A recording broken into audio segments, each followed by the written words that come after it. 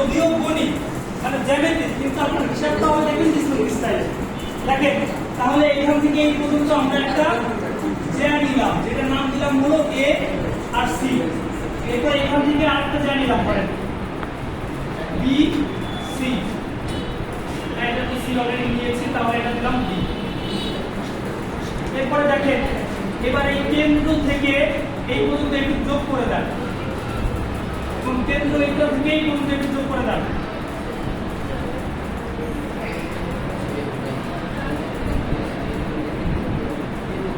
এইবার দেখেন তো এখানে একটা কোণ উৎপন্ন হয়েছে না?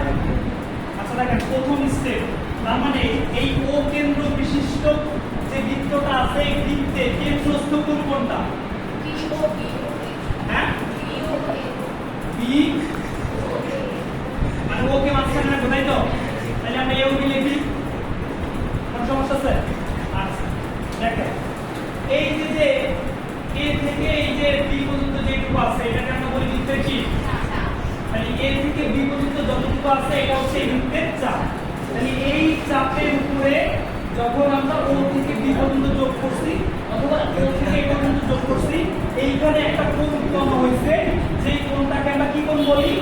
কেন্দ্রস্থ কোণ। এটা আমরা আগে শিখছি এই কোণটা, তার মানে আমরা এখানে বলতেছি কেন্দ্রস্থ কোণ। কোণটা এখানে এ ও বি। এইবার দেখেন তো এই যে চাপ, এই চাপ যেটা আছে এখান থেকে এই পর্যন্ত একটু যদি যোগ করে দেই করা যায়। তাহলে দেখেন এই চাপের একটা অংশ সি বিন্দুতে এসে মিলিত হয়েছে, এই চাপের অংশটা সি বিন্দুতে মিলিত হয়েছে। দেখেন তো এইখানে কোনো কোণ উৎপন্ন হয়েছে কিনা? তাহলে পরিদৃষ্ট জায়গায় যে কোণটা উৎপন্ন হয়েছে সেই কোণটাকে আমরা কি কোণ বলি? বৃত্তস্থ কোণ। তাহলে এই চিত্রে বৃত্তস্থ কোণ কোনটা? দেখে বলেন তো কত? তার মানে সি তো মাঝে তাই না? তাহলে এ সি বি, এটা কি কোণ উৎপন্ন হয়েছে এখানে? তাহলে আপনি জানেন যে কেন্দ্রস্থ কোণ হচ্ছে বৃত্তস্থ কোণের দ্বিগুণ হয়। তাহলে আপনি এখানে এটা একটু লিখতে পারেন কোণ এ ও বি সমান 2 ইনটু এ সি বি। এটা লেখা যায়? যায়। এবার দেখেন যদি আলাদা করে নেন এখানে এই যে বিন্দুটাতে সেট করছেন এর একটা নাম দিয়ে দেন, ধরেন ই নাম দিলেন, এটা হলো ই নাম। তাহলে দেখেন তো ই সি বি অথবা ই বি সি দুটো কোণ এই কোণটা সমান হয় না? দেখেন আবার বলি মনোযোগ দিয়ে, এ সি বি তার মানে কোণ আছে কোন বিন্দুতে? এটা যদি এই ত্রিভুজটি চিন্তা করেন এই যেটুকু বি থেকে ই আর এখান থেকে সি আর এইটুকু, তাহলে এখানে দেখেন তো আপনি বলতে পারেন কিনা যে ই সি বি এটা পরস্পর সমান বলা যায়? তার মানে আপনি এখানে লিখতে পারেন কিনা 2 এ সি বি মানে হলো ই সি বি। দেখা যায়? তার মানে আপনি কোণ এ ও বি সমান এটা বলতে পারেন। তাহলে এটার নাম দেন 1 নম্বর সমান। এই বলতে বুঝছেন কিনা?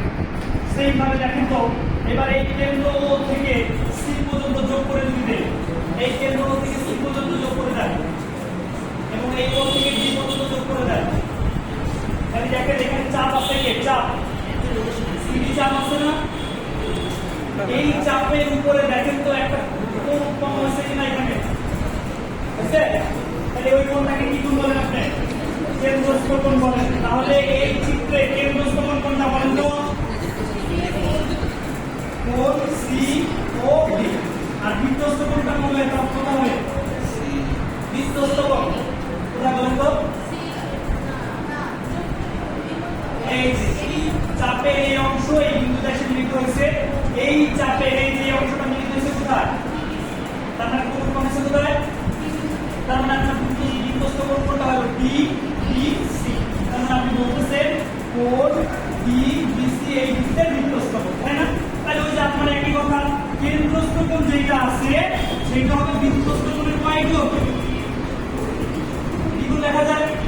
এইবার দেখেন তো এই যে ডি বি সি যে কোণটা এখানে আছে, এবার এই ত্রিভুজটা আপনি এই বি কোণ সমান লিখতে পারেন কিনা? ই বি সি অথবা বি কোণ সাইড কিনা? তাহলে আমরা এখানে লিখতে পারি 2 ই বি সি। এটার নাম দিয়ে দেন 2 নম্বর সমীকরণ। করতেছেন জ্যামিতি কিন্তু সমাধান করতেছেন ডিসপ্লে স্টাইল। এবার দেখেন 1 আর 2 যোগ করে দেন, নিচে করবেন উপরে অংশ মুছে দিই না।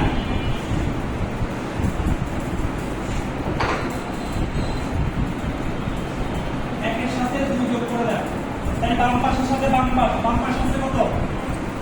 কোণ AOB, এটা বাম পাশ কত আছে?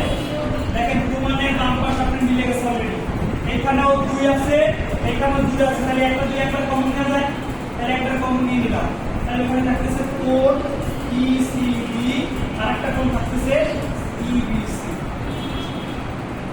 এইবার দেখেন তো আপনি এই প্রমাণটা শিখছিলেন কিনা। ধরেন এই যে ত্রিভুজটা এখানে আসবো, পার্টিকুলারলি এই ত্রিভুজটা এখানে আসলাম, এখানে যেটা নাম ছিল এটা ছিল B, লিখেন B, এটা ছিল E, এটা লিখলাম E, এটা ছিল C, লিখলাম C। এরপরে এই যে EC যে রেখাটা আছে বা C যে রেখাটা আছে, এটাকে আমরা একটু বর্ধিত করে দেই, বর্ধিত। তাহলে ধরেন এই যে একটু বাড়াই দিলাম, তাহলে দেখেন যে এখানে একটা কোণ উৎপন্ন হচ্ছে কিনা। আপনি দেখেন তো এই প্রমাণটা শিখছিলেন কিনা, বৃত্তস্থ কোণগুলো পরস্পরের সমান একটা কথা শিখছিলেন। আর একটা প্রমাণ শিখছিলাম কি আমরা, যে বহিস্থ যে কোণটা আছে সেটা হচ্ছে ওই ত্রিভুজের কি অন্তস্থ যে কোণগুলো আছে তাদের সমষ্টির সমান হয়। তাহলে অন্তস্থ কোণ কে আছে এখানে?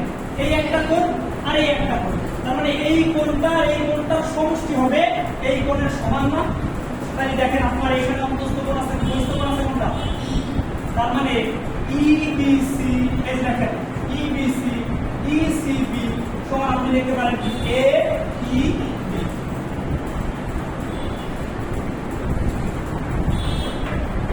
এবং এটাই বাম পাশে ছিল। যাদের কাছে বই আছে কি দেখেন যে কোণ AOB প্লাস কোণ COD সমান হচ্ছে 2 × AOB। এটাই হচ্ছে আপনার এই বই। ঠিক আছে, বুঝতে পারছেন?